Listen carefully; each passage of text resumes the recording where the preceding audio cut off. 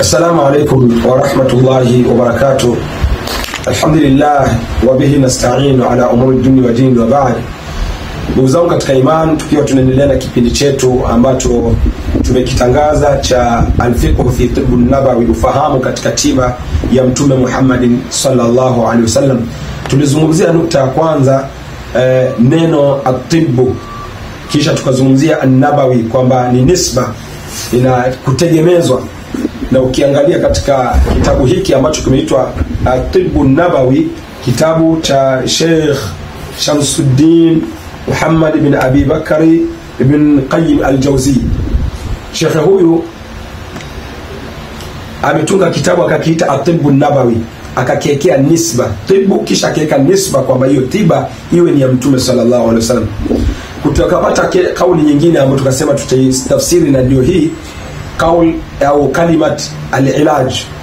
Kalimat al-ilaj bado ina maana ya atibu, bado ina maana ya mtu ambaye amesimama katika kuondoa maradhi ya binadamu, aidha kuyaondoa kwa kumtibu au kwa ushauri, yote inaingia kwa maana ya mtu ambaye ni mualij.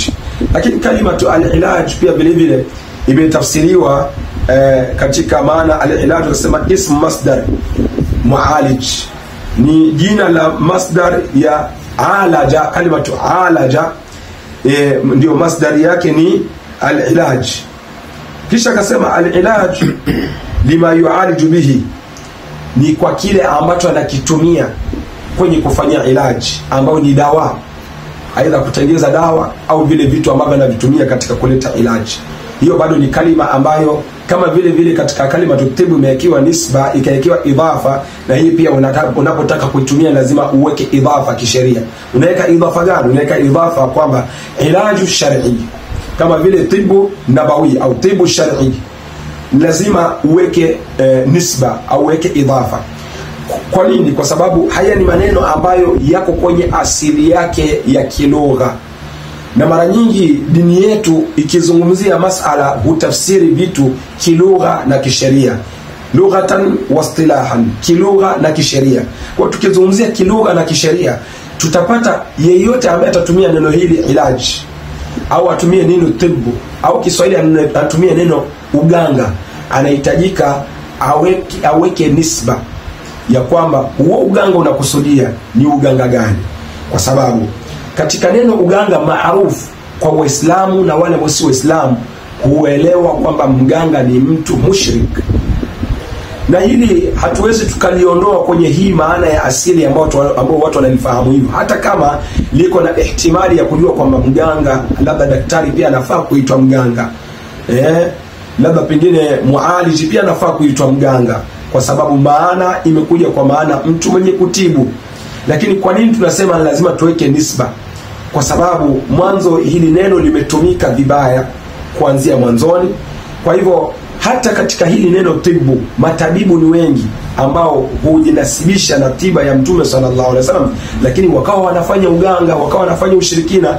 Ndio maana ulama katika kalimatu atibu wakaiwekea idhafa, ni lazima kuwe na idhafa shar'iyya au nabawiyya, ilaju shar'iyya au ilaju shar'iyya au nabawiyya. Kwa hivyo ina maana wakati unapotamka neno hili uganga, ni lazima pia ueleze kwamba uganga wa kisheria, kama unalazima utumie hilo neno, japo uzuri utumie hizi kalimatu arabia, hususan kama wewe ni shekhe, dai, tena mualij ambaye unajinasibisha tiba yako kwa mafunzo ya Allah katika Qur'ani na sunna ya Mtume Muhammad sallallahu alaihi wasallam. Kitu ambacho kinasikitisha ni ndugu zetu ambao labda pengine lengo lao huwa ni zuri, lakini hawaangalii athari haya maneno, uzito wake, ambao wanatangaza kusema uganga ni ibada wewe. Maneno kama haya wao wanasema. Mwingine anasema uganga ni sheria, mwingine anasema uganga inafaa.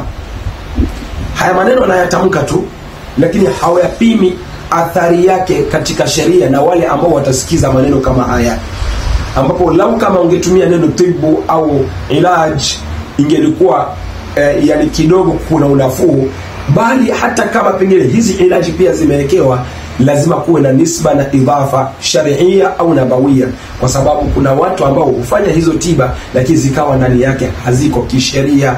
Kwa hiyo hili ni onyo kwa ndugu zetu, au ni nasaha kwa ndugu zetu, kwamba hili neno tunapolitumia tujaribu kulitumia kwa njia ambayo haitoleta shubha katika dini yetu. Kwa nini? Kwa sababu neno lenyewe mwanzo uganga, neno la Kibantu ambalo la yahtamilu alhaqiqa, alibebi uhakika wa jambo. Ndio maana unakuta katika Kiswahili wenyewe wanasema ganga ganga la mganga mlaza mgonjwa na tamaa. Ukisikia ganga ganga ina maana ni majaribio au ni sanaat, tuseme tengeza kushaliki ili mtu aweze kuwa na afya, hata kama ni kwa njia ambayo sio ya kumridhi Allah. Asili yake wana maana kama hiyo. Kwa hivyo ina maana neno lenyewe halibebi hakika ya jambo. Lazima akiwa ni mtu ambaye ni mualij wa kisheria abainishe kwamba aeke idhafa, ilaju shar'i, tibu shar'i, tibu nabawi, ilaju nabii. Hiyo ndio taratibu ambayo wanazuoni wametuwekea. Ukiangalia katika neno hili mganga, bado kuna nisba ambazo hutumika katika mfano kalima ambayo Allah subhanahu wa ta'ala amesema ndani ya Qur'ani, wama huwa biqauli sha'irin qalilan ma tu'minun. Qur'ani si maneno ya mshairi kwamba ni machache ambayo mtayamini. Wama huwa biqauli kahin, wala Qur'ani si katika maneno ya waganga qalilan ma tadhakkarun, kwamba ni machache ambayo mnayakumbuka. Kwa nini Allah aseme qalilan ma tadhakkarun? Kwa sababu yale maneno ya mganga mara nyingi ni maneno ambayo ni ya kupangilia na ni machache sana ambayo ni ya kweli, bali mengi ni urongo ndani yake. Ndio maana Mtume sallallahu alaihi wasallam akasema, man ata arrafa wa saddaqahu bima yaqul faqad kafara bima unzila ala Muhammadin, mwenye kumwendea mganga na akamkubali yale anayosema, basi amekufuru yale alikuja nayo Mtume Muhammadin sallallahu alaihi wasallam. Kalimatu kahin, kalima ambayo ni neno kahin fi lughati al-arabiyya, katika lugha ya Kiarabu, tahmilu maana yaini, inabeba maana mbili. Al-ula, maana ya kwanza anasema shakhsu alladhi yad'i ma'rifatul ghaib, ni mtu ambaye anadai kwamba anajua mambo ya siri, huyu huitwa kahin.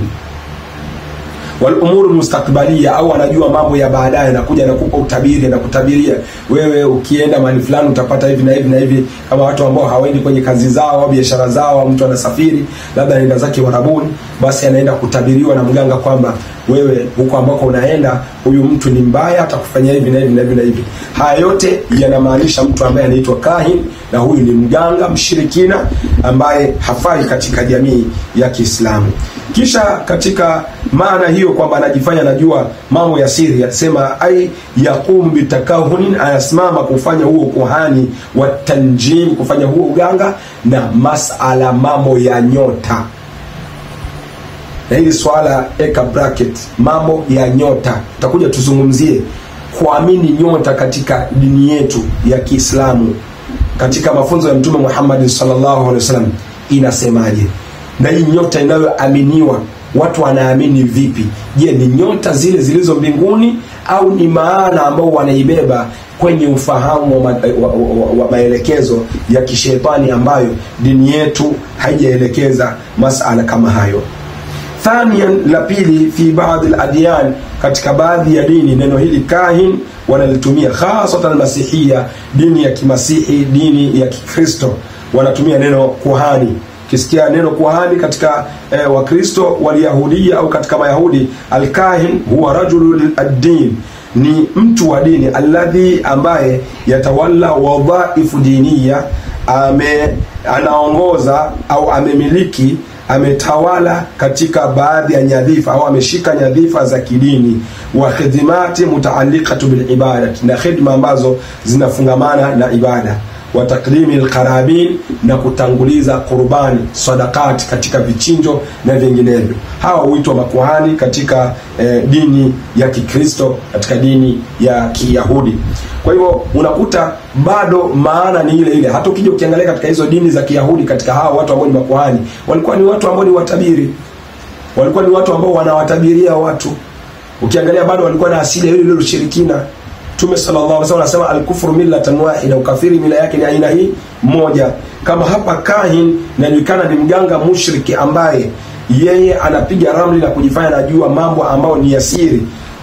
Basi vile vile hawa watu ambao walikuwa ni makuhani katika wakati wa manabii kwa Mayahudi na kwa Wakristo, utakuta bado wako na tikeli zile zile za kufanya kwamba wanafanya utabiri na kuchukua kurbani, kutanguliza sadaka. Kiangalia kwa waganga washirikina, hata katika mila zetu hizi za huku pwani, utakuta bado wako na zile mila za zile kaya. Kiangalia katika zile kaya bado wanaenda wanatoa utabiri, na wakishatoa utabiri pia wanatoa vichinjo, ambavyo vichinjo hivyo ndizo kurban. Bado ni masala ambayo ni ya kishirikina.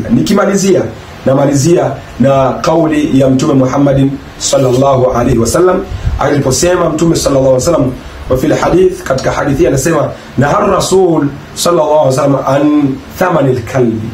Mtume sallallahu alaihi wasallam amekataza thamani ya mbwa, mtu kula thamani ya mbwa, yani kuuza mbwa, ile thamani yake ukaila, ni haramu.